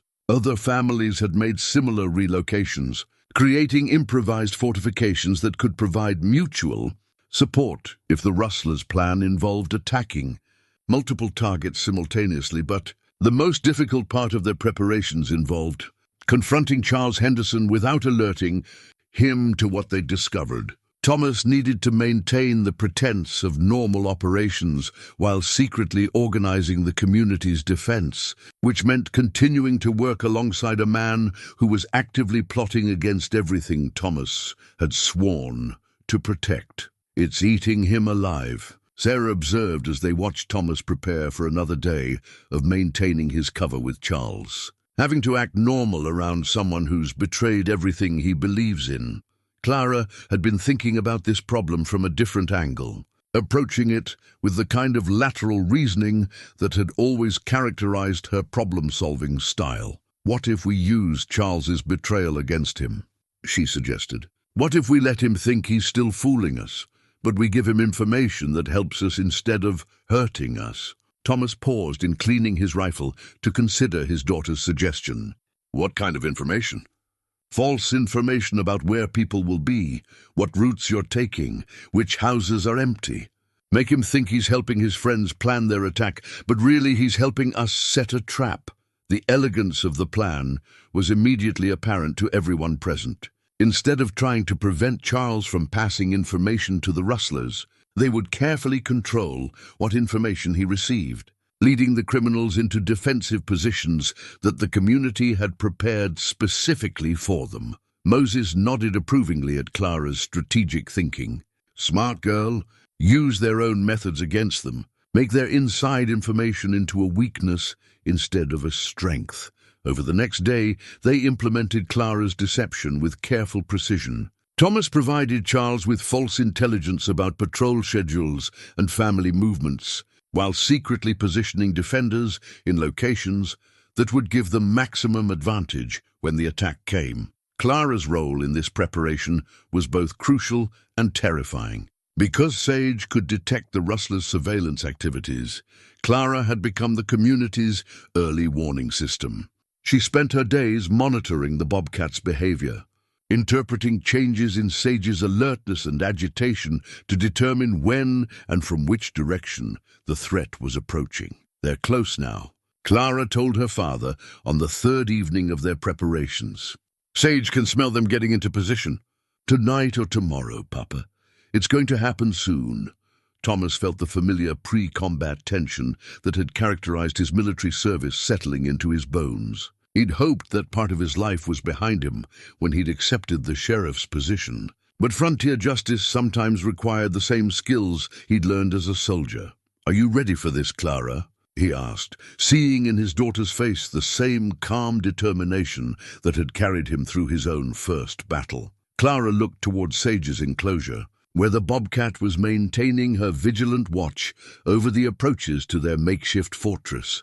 Sage has been ready her whole life, Clara said. She lost one family to violence. She won't lose another one. As night fell over the prairie, Thomas found himself reflecting on the strange journey that had brought them to this moment. 3 weeks ago, his biggest concern had been managing the community's fear of a livestock-killing predator. Now he was preparing to defend that same community against human predators who'd been living among them all along. And his primary ally was a 6-year-old girl whose connection to a bobcat had revealed the truth that no adult had been wise enough to see. The backup gun felt heavier than usual in his holster, awaited with the knowledge that before another day passed, he might have to use it to protect everything he held dear.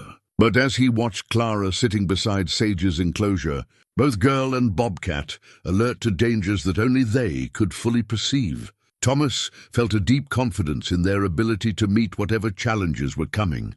Some partnerships, he'd learned, transcended the ordinary boundaries of species and age and experience. In the bond between his daughter and the bobcat she'd saved from destruction, he saw something that was stronger than fear, deeper than betrayal, and more enduring than the violence that sometimes erupted in the wild places where civilization was still taking root. Tomorrow would test everything they'd built together. But tonight, under the vast Wyoming stars, the sheriff's daughter and her bobcat kept watch over a sleeping town, ready to defend the only home they'd ever truly known. The signal mirror had been Clara's grandfather's most prized possession during his years as a frontier scout, and she'd practiced with it for hours in the days leading up to the rustlers' expected attack. The small piece of polished metal could flash messages across surprising distances, allowing silent communication between defenders who couldn't risk shouting instructions or using whistles that might alert their enemies. Clara crouched behind the water trough near Sage's enclosure, the mirror positioned to catch the early morning sunlight. Sage lay beside her in perfect stillness, both of them watching the approaches to Millbrook with the focused intensity of sentries who understood that lives depended on their vigilance. The attack began exactly as Clara had predicted, with the rustlers approaching from 3 directions under cover of the pre-dawn darkness. But thanks to Sage's acute senses and Clara's ability to interpret the bobcat's warnings, the defenders were ready and waiting in positions that turned the criminals' careful planning into a deadly disadvantage. Thomas had positioned himself in the church bell tower, where he could coordinate the community's response and provide covering fire for the most vulnerable defensive positions. Through his field glasses, He watched the rustlers advance with the confident movements of men who believed they held every advantage. The first sign that their intelligence was wrong came when they approached the sheriff's office, expecting to find it lightly defended. Instead, they walked into a crossfire from hidden positions that Moses had established specifically for this moment. The crash of gunfire shattered the morning quiet, and suddenly the rustlers found themselves fighting for their lives. Instead of executing a simple raid, Clara used her signal mirror to flash warnings to her father about enemy movements that only she and Sage could detect. The Bobcat's superior hearing and night vision allowed them to track individual rustlers through terrain that would have hidden them from human observers. Two men moving around the east side of Henderson's store. Clara flashed in the mirror code her grandfather had taught her. One more coming up behind the church. Thomas acknowledged her signals and adjusted his tactical response accordingly, directing fire and repositioning defenders with the kind of real-time intelligence that was proving decisive in the battle's early stages. But the rustlers' leader, a hard-eyed man named Jack Cordell, who'd been terrorizing the territory for 2 years, had expected resistance and came prepared for a sustained fight. When his initial assault failed to overwhelm the town's defenses, he adapted quickly to the changing situation. "They're ready for us," Cordell shouted to his men as bullets whistled around their improvised cover. Henderson's information was wrong. Someone's been feeding us lies. The realization that their inside source had been compromised sent the rustlers into a desperate rage that made them more dangerous than ever. Instead of retreating to fight another day, they committed to a full assault that would either break Millbrook's resistance or end in their complete destruction. Clara watched through Sage's eyes as the Bobcat tracked movements that human vision couldn't follow. The rustlers were regrouping for another attack, this time with the kind of concentrated firepower that could overwhelm even well-prepared defenders. "Papa," she flashed urgently with her mirror. "They're all coming at once now." From the north side toward the school, Thomas saw the signal and felt ice form in his chest. The school was where they'd hidden the youngest children and their mothers, believing it would be the safest location during the fighting. If Cordell had figured out their defensive arrangement and was concentrating his attack there, the results could be catastrophic. But Clara was already moving, with Sage flowing silently beside her like a golden shadow. They approached the threatened position through routes that only someone with an animal's understanding of terrain could navigate safely. What followed was perhaps the most remarkable partnership ever seen in the history of frontier warfare.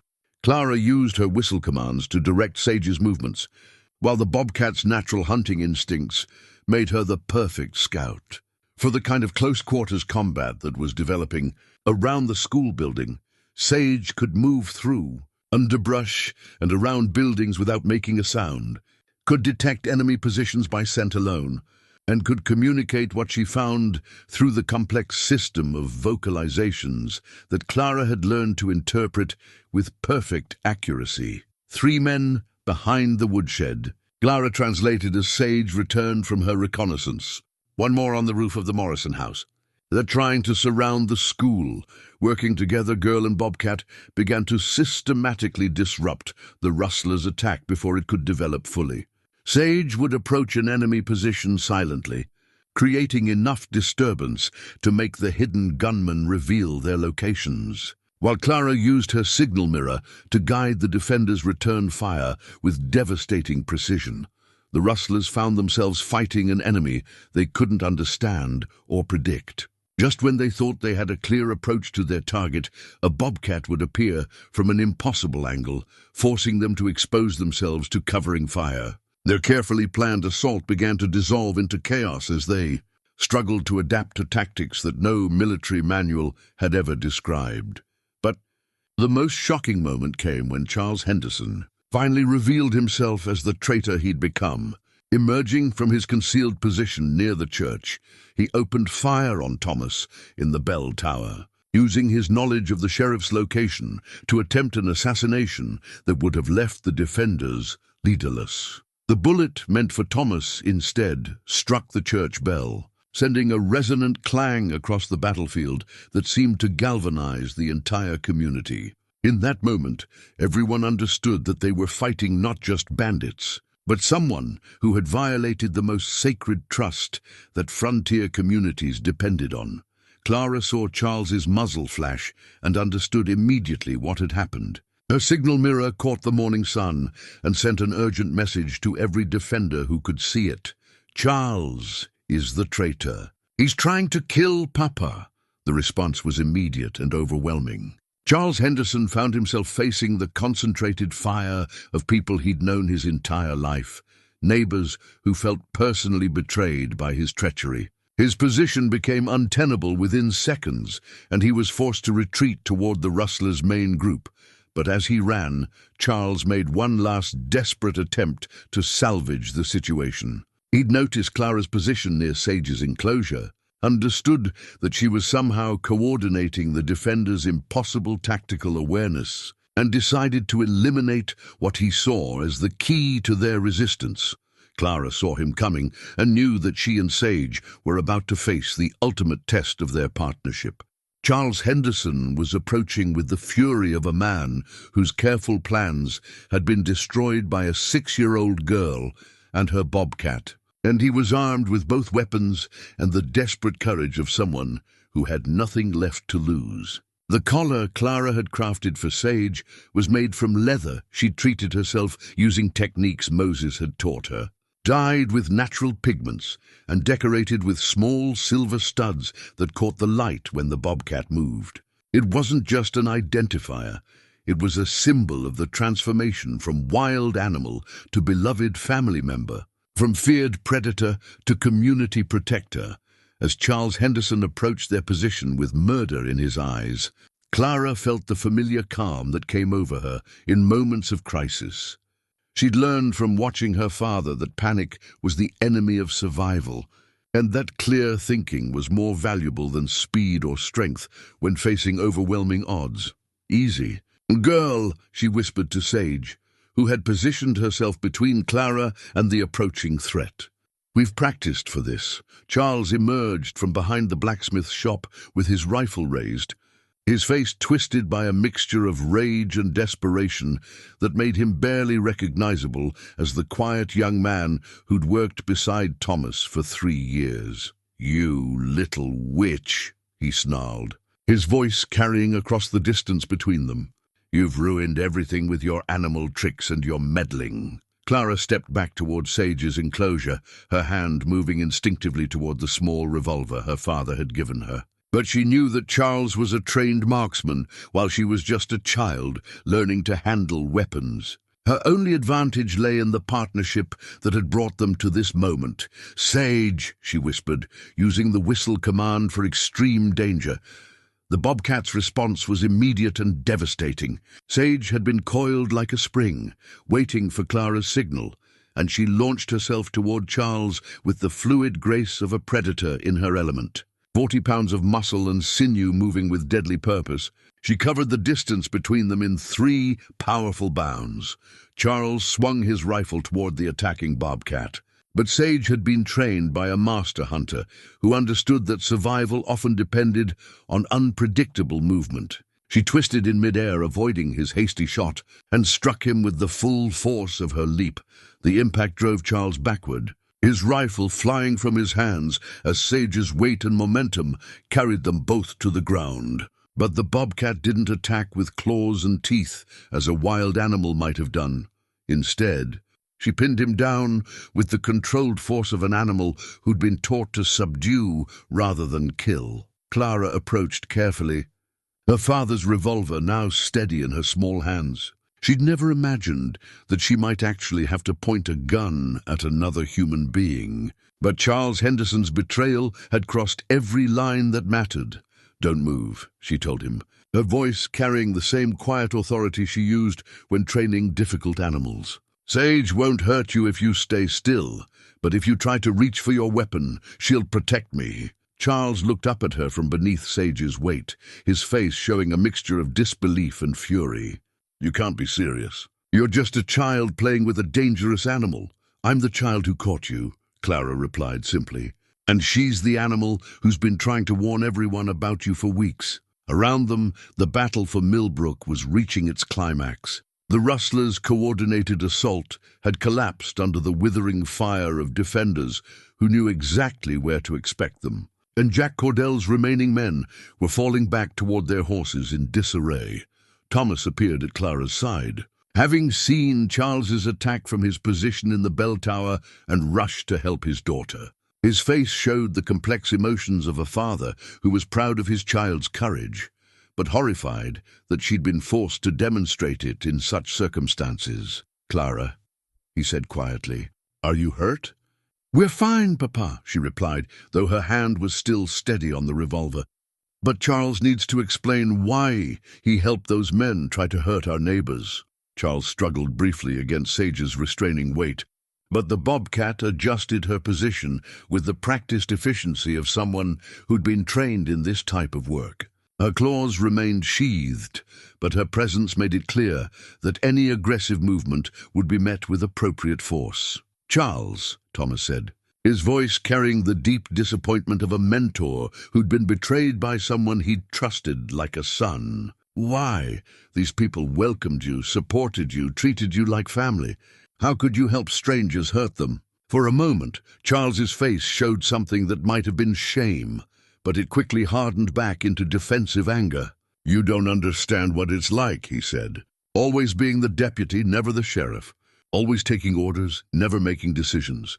Cordell offered me a chance to be something more than your errand boy."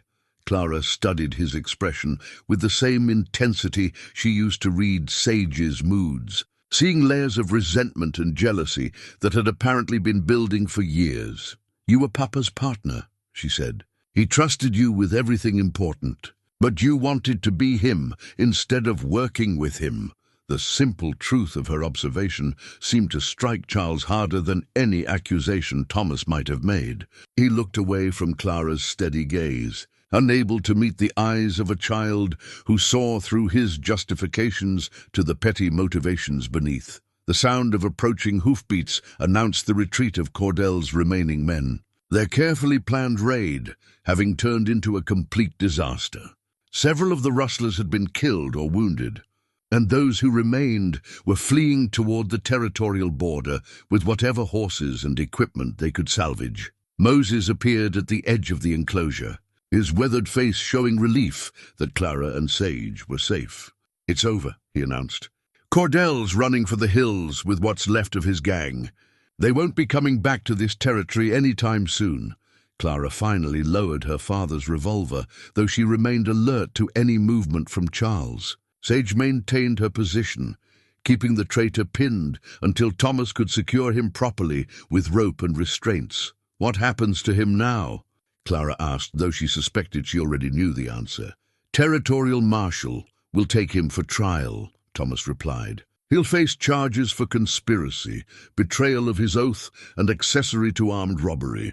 If he's lucky, he'll spend the rest of his life in prison instead of facing a rope." As they secured Charles Henderson and began to assess the damage from the battle, Clara found herself reflecting on how much had changed since that first morning when she'd pointed at a snarling bobcat and declared her mine. The frightened, desperate animal who'd been marked for death had become the protector who'd helped save their entire community. Sage approached Clara as the immediate crisis passed, pressing her head against the girl's hand in the gesture of affection that had become their trademark interaction.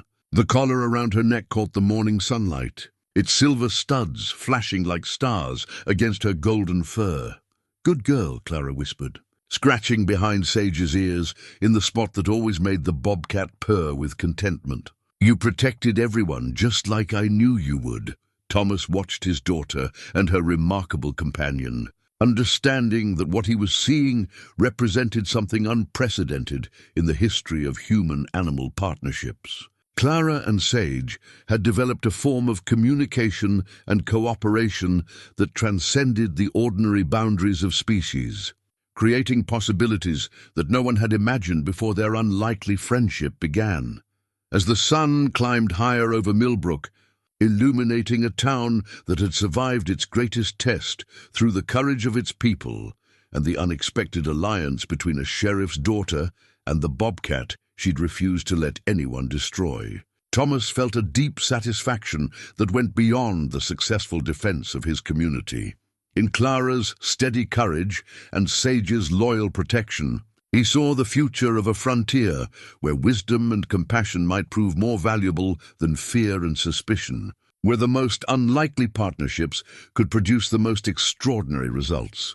The community proclamation was written on the finest paper that Millbrook could provide, penned in the careful script of the town clerk, and signed by every family who'd witnessed the remarkable events of the past month. It officially recognized Clara Hartwell and her bobcat companion Sage as honorary protectors of the community. But more importantly, it represented a fundamental shift in how the frontier town understood the relationship between civilization and wildness. 3 weeks had passed since the battle that had exposed Charles Henderson's betrayal and driven off Jack Cordell's gang of rustlers. The territorial marshal had taken Henderson into custody, and word had spread throughout Wyoming Territory about the little girl and her bobcat, who'd helped save an entire town from criminal conspiracy. Thomas stood on the porch of his family's home, reading the proclamation aloud to the gathered townspeople who'd come to witness this unprecedented ceremony. Clara sat beside Sage in the place of honor, both of them calm and attentive as Thomas's voice carried across the afternoon air, whereas Clara Hartwell, aged 6 years, did demonstrate extraordinary courage and wisdom in the protection of this community, Thomas read. And whereas her companion, the bobcat known as Sage, did serve with distinction as guardian and protector of the innocent. Let it be known that both are hereby granted the status of honorary protectors, with all the rights and privileges that such recognition entails. The crowd applauded, though the sound was subdued by the weight of what they'd all experienced together. These were people who'd learned that their assumptions about safety, trust, and the nature of wildness had been challenged in ways that would take years to fully understand. Dr. Webb stepped forward to present. Clara with a special medical bag, child-sized, but containing real instruments for animal care. Her reputation as a healer had grown beyond Millbrook's borders, and families from across the territory were seeking her help with animals that conventional medicine couldn't treat. "You've earned this," Dr. Webb told her, his weathered face showing the kind of professional respect usually reserved for experienced colleagues. "I suspect you'll be doing healing work for many years to come." Clara accepted the bag with the solemnity of someone receiving a sacred trust. Inside were instruments for examination, bottles for mixing herbal remedies, and a small journal where she could record her observations about animal behavior and treatment outcomes. Moses presented Sage with a new collar, this one made from the finest leather and decorated with turquoise stones that had been blessed by his grandmother's medicine songs. "She's earned her place in this community," Moses said, fastening the collar around Sage's neck with ceremonial care. "This marks her as a protector, not just a pet." Sage submitted to the collar with dignified patience, seeming to understand that she was being honored rather than restrained. The turquoise caught the afternoon light, creating patterns that shifted and danced as she moved her head to acknowledge the crowd's attention. Sarah had prepared a feast for the occasion, with contributions from every family in Millbrook. Tables groaned under the weight of roasted meats, fresh baked bread, preserves made from wild berries, and desserts that represented the finest cooking the frontier community could offer. But perhaps the most meaningful moment came when Mrs. Henderson approached Clara with tears in her eyes and a small wrapped package in her hands. "Clara," she said quietly, her voice thick with emotion, "I need you to know that what Charles did, that wasn't the boy I raised. I don't understand what happened to him, but I'm grateful every day that you and Sage were there to protect people from the choices he made." The package contained a hand-embroidered cloth that Mrs. Henderson had made for lining Clara's medical bag, a practical gift that also served as a symbol of forgiveness and community healing. Clara accepted the gift with the grace that had characterized all her interactions with adults, understanding that Mrs. Henderson was grieving for the son she'd lost to corruption and betrayal. Charles forgot what it meant to be part of a family, Clara said gently. But you didn't. You're still our neighbor. And that's what matters. As the afternoon wore on and the celebration continued, Thomas found quiet moments to reflect on how profoundly their lives had changed. A month ago, he'd been a sheriff dealing with what seemed like a simple predator problem. Now he was the father of a child who'd become a legendary figure throughout the territory. And his family included a bobcat who'd proven that the boundaries between wild and domestic were far more fluid than anyone had imagined. The changes went beyond their personal circumstances. Millbrook itself had been transformed by the events of recent weeks. The community had discovered that its greatest threats came from within, while its most effective protection came from the most unexpected sources.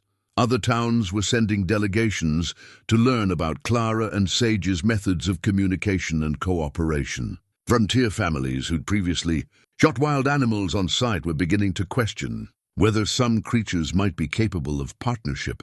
Rather than just predation, Clara had begun teaching other children the whistle commands and observation techniques that had made her partnership with Sage possible. A few of the bolder youngsters had started working with injured birds and abandoned young animals, applying Clara's principles of patience, respect, and careful attention to animal communication. Dr. Webb had started incorporating some of Clara's herbal remedies into his own practice, finding that traditional plant medicines sometimes produced results that conventional treatments couldn't achieve. Moses had begun teaching regular classes in animal behavior and wilderness survival, sharing knowledge that had previously been confined to tribal communities. As evening approached and the celebration began to wind down, Clara and Sage took their customary positions by the fence, where their extraordinary partnership had begun.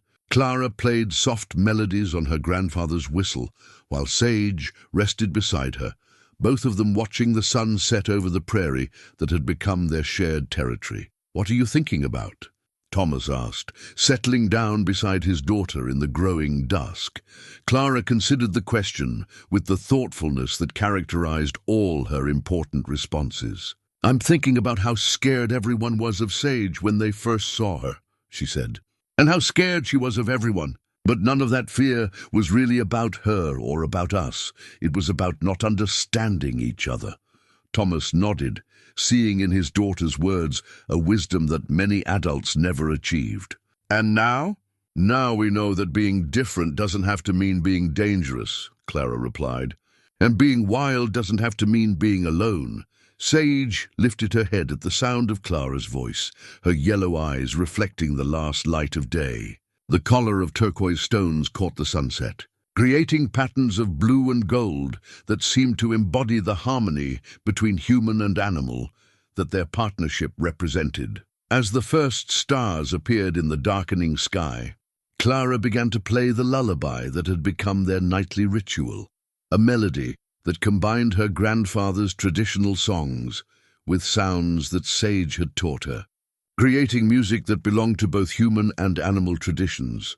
The sound carried across Millbrook's quiet streets, past homes where families were settling in for the night with a sense of security they hadn't felt in months. It drifted over the prairie where wild creatures moved through the darkness, following ancient patterns that were slowly beginning to accommodate new possibilities for cooperation and understanding. In that music, Thomas heard the promise of a future where the frontier's children might grow up with different assumptions about the relationship between civilization and wildness, where courage and compassion could triumph over fear and suspicion, and where the most unlikely partnerships could produce the most extraordinary results. Clara and Sage had given their community something more valuable than protection from criminals.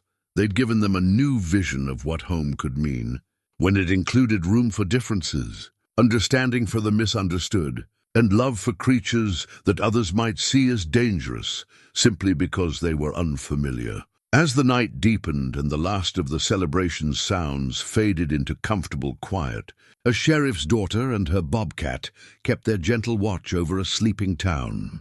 Guardians of a peace they'd helped create, and protectors of a future they'd made possible through the simple act of choosing love over fear.